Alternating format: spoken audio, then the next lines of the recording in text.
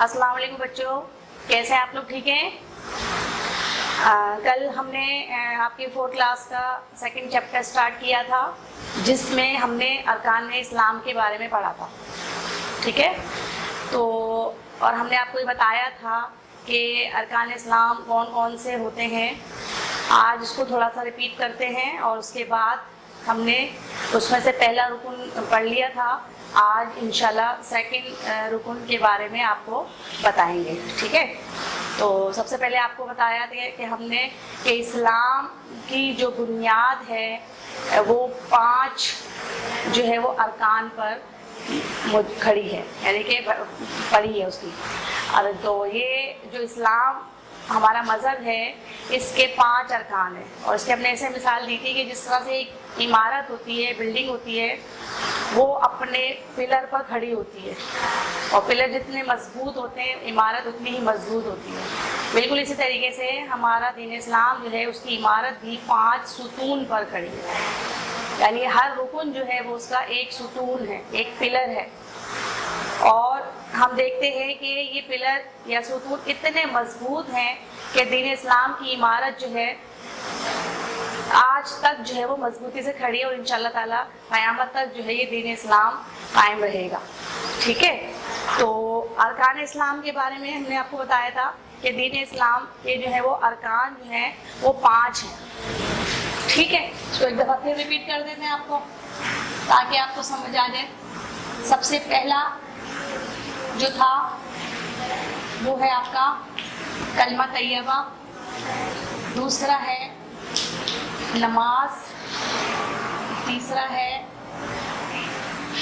ज़कात, चौथा है रोज़ा, और 5वां है हज। ठीक है, ये 5 अरकान हैं दीन इस्लाम के।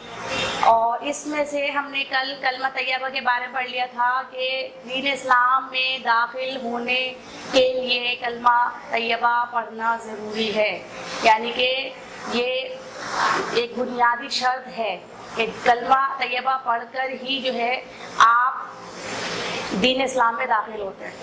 क्योंकि कलमा तैयबा के ज़रिए आप जो है अल्लाह ताला की वहदानियत का इकरार करते हैं कि अल्लाह ताला एक है और उसका कोई शरीक नहीं। और इसके साथ साथ आप सल्लल्लाहु अलैहि वसल्लम यानी हुजूर अकरम सल्लल्लाहु अलैहि वसल्लम की रिसालत का भी इकरार करते हैं कि हज़रत मोहम्मद मुस्तफ़ा सल्लल्लाहु अलैहि वसल्लम अल्लाह ताला के रसूल हैं। ठीक है, उसके बाद जब इंसान जो है वो दीन इस्लाम में दाखिल हो जाता है, मुसलमान हो जाता है, तो अब उस पर जो है वो दूसरे अरकान पर अमल करना ज़रूरी हो जाता है।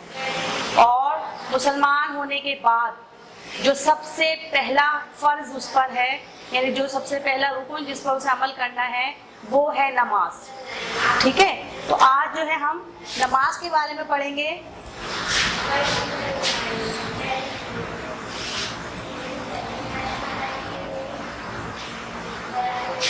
नमाज जो है इस्लाम का दूसरा रुकन है। ठीक है, आपकी बुक से इसको थोड़ा सा स्टडी करते हैं, उसके बाद मैं आपको मज़ीद इसकी डिटेल बताती जाऊंगी। सब बच्चे पेज नंबर 10 खोलें और उसकी हेडिंग नंबर 2 नमाज को रीड करें, सुने गौर से, मैं पढ़ रही हूँ। ठीक है, नमाज इस्लाम का बुनियादी रुकन है। कुरान मजीद में इसकी बहुत ताकीद आई है। आप सल्लल्लाहु अलैहि वसल्लम का इरशाद है कि मोमिन और काफिर के दरमियान फ़र्क करने वाली चीज़ नमाज ही है। हर आकिल बालिग मुसलमान पर दिन रात में 5 नमाज़ें फ़र्ज़ हैं। तो ये आपको समझ में आ गया कि सबसे पहली बात जो इसका आज का पॉइंट हम निकाल सकते हैं कि नमाज इस्लाम का बुनियादी रुकन है। मतलब क्या होता है बुनियादी? क्योंकि दीन इस्लाम की इमारत इस पर खड़ी है, ये बुनियाद है। जैसा बुनियाद के बगैर कोई इमारत नहीं खड़ी हो सकती, इसी तरह से नमाज के बगैर ہم دین اسلام میں داخل نہیں ہو سکتے، ہم مسلمان نہیں ہو سکتے، کیونکہ جو ہے یہ شرط ہے مسلمانوں کے لیے، سمجھ لیں کہ اس کو نماز ادا کرنی ہے، کسی حالت میں معاف نہیں ہے، اور یہ اللہ تعالیٰ کی طرف سے ہم پر فرض ہے۔ اچھا جی، اس کے علاوہ نماز کو جو ہے اللہ تعالیٰ نے تمام مرد اور عورت پر فرض کی ہے، ٹھیک ہے؟ ہر عاقل بالغ کا مطلب جو عقل مند ہو گیا ہے اور جو بڑا ہے بچہ، مطلب تقریباً 7 سال سے تک جو ہے، اس پر جو ہے وہ نماز فرض ہو جاتی ہے۔ تو سیکنڈ پوائنٹ آپ کا ہم لکھ سکتے ہیں، نماز جو ہے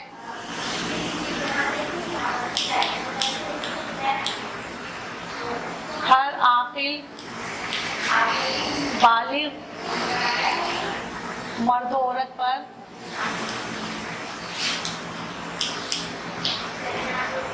فرض ہے، ٹھیک ہے؟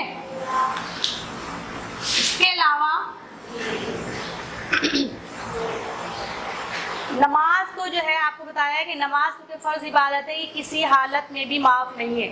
اگر آپ بیمار ہیں اور آپ کھڑے ہو کر نماز نہیں پڑھ سکتے تو اللہ تعالیٰ کا حکم ہے کہ آپ بیٹھ کر نماز پڑھیں، اور اگر آپ بیٹھ کر نماز نہیں پڑھ سکتے تو آپ جو ہے وہ اشارے سے نماز پڑھ سکتے ہیں، ٹھیک ہے؟ لیٹ کر نماز پڑھ سکتے ہیں، لیکن نماز کسی حالت میں بھی معاف نہیں ہے، ہر حالت میں آپ کو نماز کی ادائیگی کرنی ہے، ٹھیک ہے؟ نماز کسی حالت میں بھی معاف نہیں،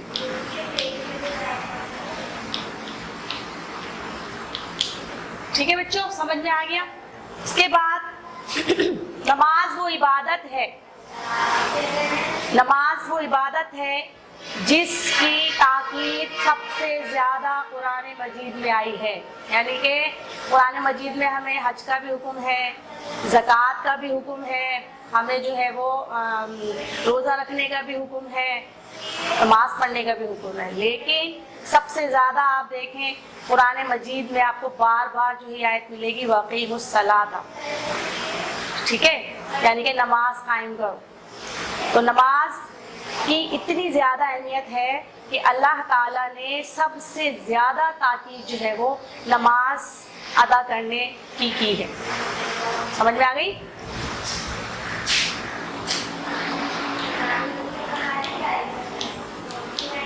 قرآن میں سب سے زیادہ حکم نماز کا آیا ہے، ٹھیک ہے بچوں؟ اس کے علاوہ آپ کو یہ معلوم ہونا چاہیے کہ جب مرنے کے بعد اللہ تعالیٰ کے سامنے حاضر ہوں گے، ہمارا حساب کتاب ہوگا، تو حساب کتاب میں سب سے پہلا سوال نماز کے بارے میں کیا جائے گا کہ آیا کہ آپ لوگوں نے نماز پڑھی، دنیا میں نماز قائم کی یا نہیں۔ سمجھ آ گئی؟ تو آپ کا آخری جو ہے اگلا پوائنٹ جو ہے آپ کا قیامت کے دن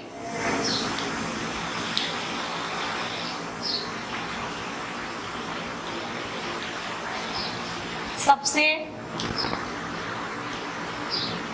پہلا سوال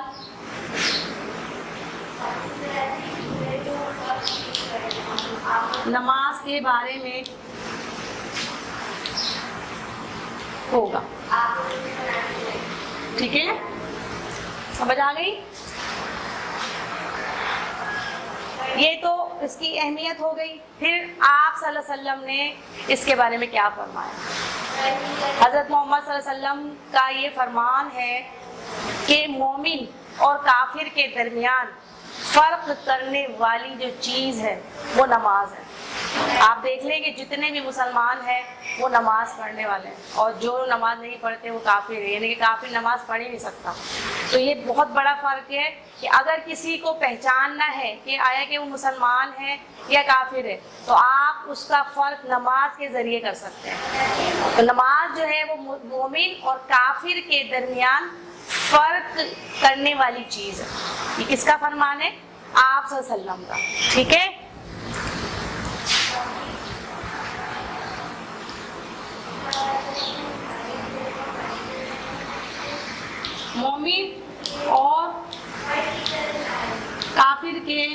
درمیان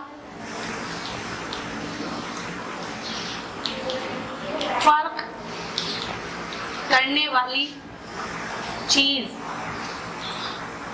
نماز ہے. ٹھیک ہے بچوں.